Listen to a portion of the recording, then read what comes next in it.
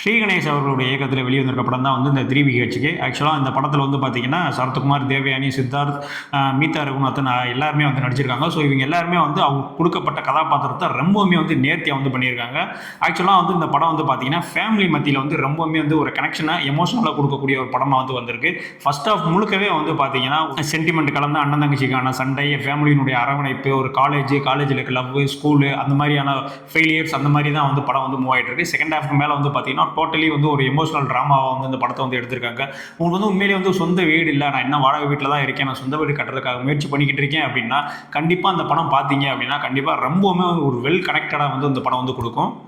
அந்த அளவுக்கு வந்து ஒரு எமோஷனல் ட்ராமாவாக தான் வந்து இந்த படம் வந்து உருவாக்கியிருக்காங்க.